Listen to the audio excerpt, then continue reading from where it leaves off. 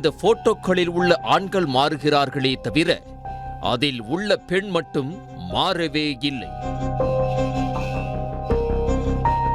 அந்த பெண்ணின் சிரிப்புக்கு பின்னால் இருப்பது வஞ்சகம்.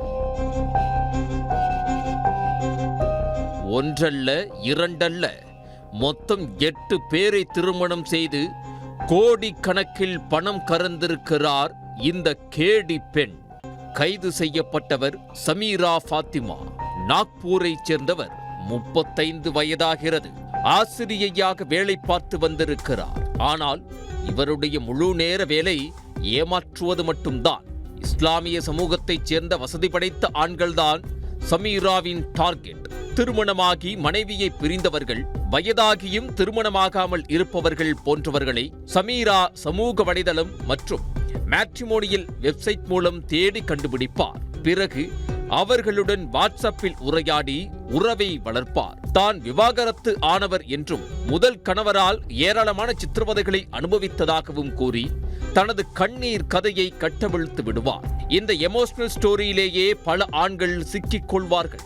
அப்படி சிக்காதவர்கள் தேனொழுக பேசும் சமீராவின் பேச்சிலிருந்து தப்பிக்க முடியாது. அடுத்த கட்டமாக சமீரா உடனடியாக திருமணம் செய்து கொள்ள வற்புறுத்துவார். புகுந்த வீட்டில் காலடி எடுத்து வைத்ததும் அவருடைய ஆட்டம் ஆரம்பிக்கும். கணவரின் ரகசியங்கள், பலம், பலவீனம் என அனைத்தையும் தெரிந்து கொள்ளும் சமீரா சரியான நேரம் பார்த்து கணவரிடம் சண்டை போட தொடங்குவார். அதன் தொடர்ச்சியாக தான் கேட்கும் பணத்தை தரவில்லை என்றால் தன்னை பாலியல் வன்கொடுமை செய்ததாகவும், வரதட்சணை கேட்டு சித்திரவதை செய்ததாகவும் காவல் நிலையத்தில் புகார் கொடுத்து விடுவதாக மிரட்டுவார். பணம் கைக்கு வந்ததும் அவரை கழட்டி விட்டு அடுத்த ஆளை தேடிச் செல்வதுதான் சமீராவின் ஸ்டைல். ரிசர்வ் வங்கியின் அதிகாரி தொடங்கி தொழிலதிபர்கள், தனியார் நிறுவனத்தில் உயர் பதவியில் இருப்பவர்கள் என இதே பாணியில் சமீரா 15 வருடங்களாக 8 பேரை திருமணம் செய்து பணம் பறித்திருக்கிறார். சமீரா இந்த மோசடியை தனி ஆளாக செய்திருக்க வாய்ப்பில்லை. இவருக்கு பின்னால் ஒரு கிரிமினல் கூட்டம் இருப்பதாக சொல்லப்படுகிறது.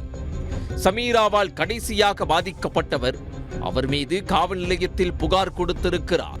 போலீசார் அவரை கைது செய்ய சென்றபோது கர்ப்பமாக இருப்பதாக காரணம் காட்டி தப்பித்திருக்கிறார். அதன் பிறகு அவர் தலைமறைவாகிவிட்டார்.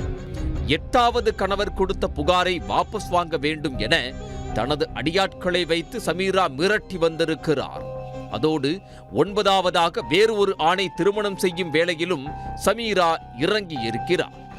இதனை தெரிந்து கொண்ட 8வது கணவன் தன்னை போல் இனிமேல் யாரும் ஏமாறக்கூடாது என்பதற்காக அவரது வழக்கறிஞர் மற்றும் போலீசாரின் உதவியோடு சமீராவை பிடிக்க வேண்டும் என முடிவு செய்திருக்கிறார். சம்பவத்தன்று வழக்கை வாபஸ் வாங்க பேச்சுவார்த்தை நடத்த வேண்டும் என கூறி சமீராவை 8வது கணவர் நாக்பூரில் உள்ள டீ கடைக்கு வரவழைத்திருக்கிறார். அப்போது மறைந்திருந்த போலீசார் சமீராவை சுற்றி வளைத்து கைது செய்திருக்கிறார்கள். சமீரா கைதான செய்தி வெளியானதும் அவரால் பாதிக்கப்பட்டவர்கள் காவல் நிலையத்தில் குவிந்திருக்கிறார்கள். 8 பேரை தான் திருமணம் செய்தாரா? அவரின் பின்னணியில் உள்ளவர்கள் யார் யார் என போலீசார் சமீராவிடம் விசாரணை மேற்கொண்டு வருகின்றனர். முழுமையான விசாரணைக்கு பிறகே அனைத்து உண்மைகளும் தெரிய வரும்.